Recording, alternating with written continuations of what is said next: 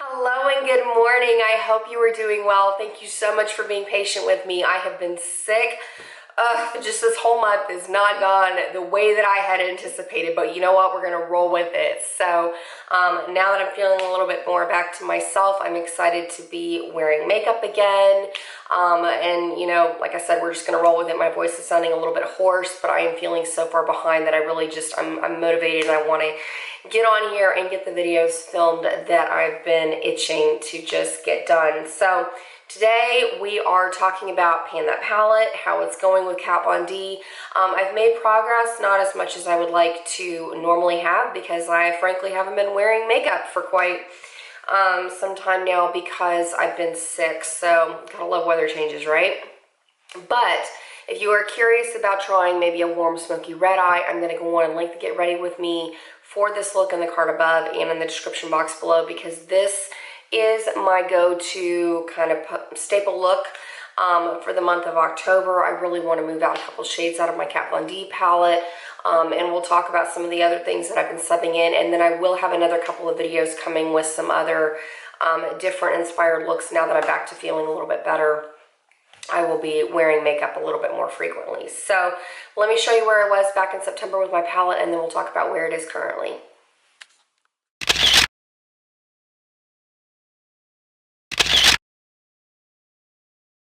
All right, here she is. This is going to be like a short and sweet kind of update because I wanted to focus in on some more of the shadows in particular. Right now I'm working on the shade Analog, this beautiful matte orange. I've been kind of clearing out the little bit that's left on this part of the middle of the pan, and then I'm going to start concentrating on one of the sides.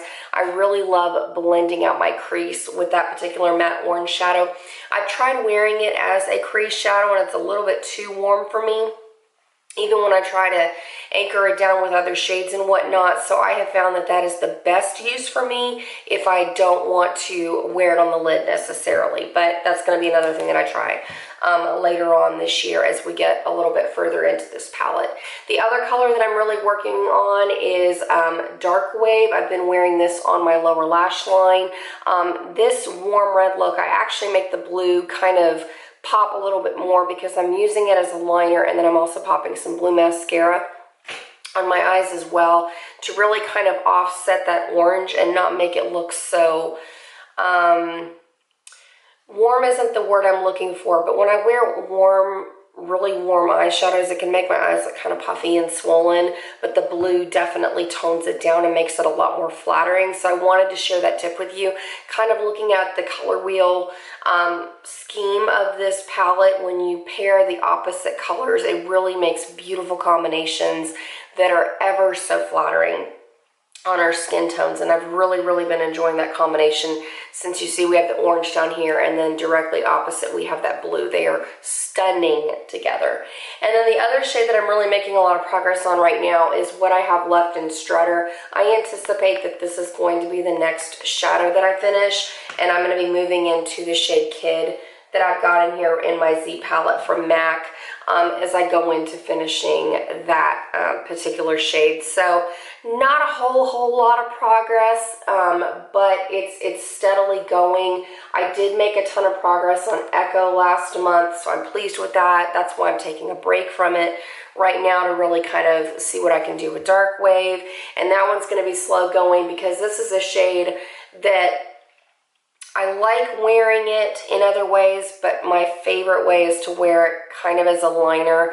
I'm kind of tossing around different ideas to see about maybe getting some more use out of this, wearing it on my lid, wearing it in the crease, but I haven't kind of found my perfect combination that really just nails it, you know, with the glasses I want to wear, or kind of the style I want to project for that moment, you know what I mean? So I'm gonna have to do some more playing around with it, but other than that, I've really been enjoying kind of solidly getting back into this palette. I'm also jumping around a little bit more than I used to, bringing in some other shades. I talk about those in my makeup baskets, in my makeup bag recaps.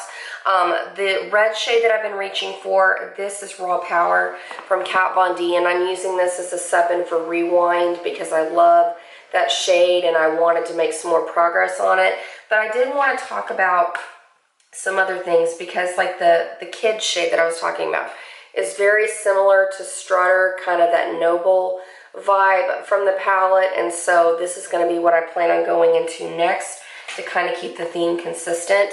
And then also, I actually picked up the Anastasia Beverly Hills Subculture palette a couple months back when they released kind of the second version of it that supposedly wasn't as powdery as the first one.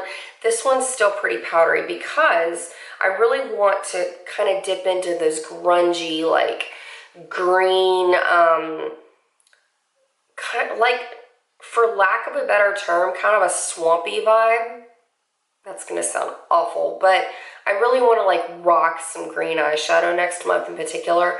And so I really wanted to pull out this palette, and the shade that I've been reaching for in particular with this red look is this dark purple called Rowdy. I don't know about you if you own this palette, but I've noticed it is really muddy looking. I like kind of stamping the Rowdy shade into my outer corner and then I blend it up. I'm actually not wearing the Rowdy shade today because I just got to a point where I was like, no, I want to, you know, stick with a brown for just a little bit and then I'll go back to trying that purple. But I wanted to kind of test my hand at this palette before making a little bit more of a commitment to it, because next month I really, like I said, I want to go into the greens of this palette and make a lot of progress. I want to go through and I've done like a Starbucks inspired look. I'll go on and link that in the card above, using the 3 greens in here, and then using, it was Noble, but you can go through with a brown like this. And then I used kind of the creamy highlight shade Molder, and then I believe I went through with Lyric. Was that when I was still working on Lyric? I don't remember whether or not, since it's been quite some time, but I really just want to make a ton of use out of these shadows next month, along with maybe trying my hand at the Subculture palette. So, I mean, just a short and sweet update, kind of show you where I am with the palette currently. I'm loving it still. And I'm really finding a lot of versatility, but that leads me into maybe starting the discussion about what I'm going to do for next year with Pan That Palette. I'm still kind of, I don't know, like I can't commit to an idea right now, so I still haven't officially decided on a palette. However, I'm kind of thinking, I don't know, leave me a comment below if you would be interested in watching this, but I'm kind of thinking about continuing to pan what's left of the Kat Von D palette into next year, because there's no way I'm going to finish what's in there before the end of December. However, I'm also seeing it as an opportunity to maybe go through and kind of do a little bit of project pan porn with some of my other shadows, like see how much pan I can hit in some other palettes, because I was thinking about it, going through with more of my shades from my Z palette here, make some more progress. Maybe go through, I certainly want to finish my Lorac Mega Pro palette. I'd like to finish my Lorac Pro 2 palette. I've been working on my Too Faced Sugar Pop palette. I'd like to hit some pan and some other things. So, I don't know. Let me know in the comments below kind of what you're thinking, what you'd like to watch, because part of me is like, I want to pan another stock palette, like maybe the Too Faced Semi-Sweet Chocolate Bar is one that's kind of coming in my brain right now. There's nothing really that's like attracting me to that palette, but it's kind of the palette I've had on the brain. I don't know, maybe it's because I have kind of mixed feelings about it, but then I'm thinking cool tone shadows are going to be super in next year, and that palette has kind of the best of having both warm and cool neutrals in there. I don't know. And then another part of me wants to like pan smaller palettes, because I've really been enjoying that MAC Mariah Carey quad over the last several months. Part of me wants to go in and just pan singles, because I did declutter some of my eyeshadow singles and I got rid of some of the super old ones.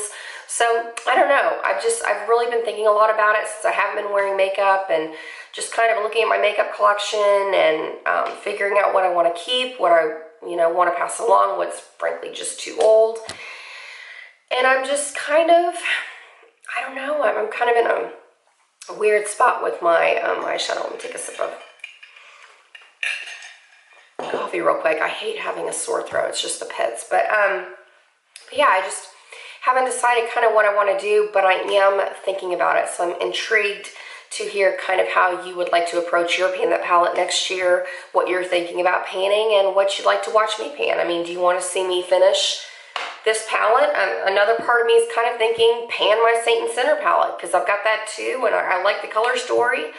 And then just move out the Kat Von D shadows that I have. I mean, I don't know. A lot of ideas are flowing, and I'm curious what you're thinking. So it is about that time of year that I can start really narrowing it down and kind of have an idea what I want to do, because I am starting to look at trends for next year and see what's going to be popular. So that about wraps it up for now. Thank you so much for giving me a little bit of your time today, for being patient with me. I really, really appreciate you, and I hope that you have a fantastic rest of your day. So I look forward to catching up with you very, very soon. In fact, I have a Firmu video coming up. I want to do like a fall inspired glasses video, because if you haven't heard of Firmu, you need to jump on the bandwagon, because let me tell you, their glasses are incredible. They are so affordable. I have a lot of different pairs, and so I want to do like a fall inspired frames video to show you some options. And you know, if you're curious and wanting to get some new glasses for yourself, they are a phenomenal company to give a shot. So other than that, that about wraps it up. I look forward to catching up with you real soon. So take care until then. Bye.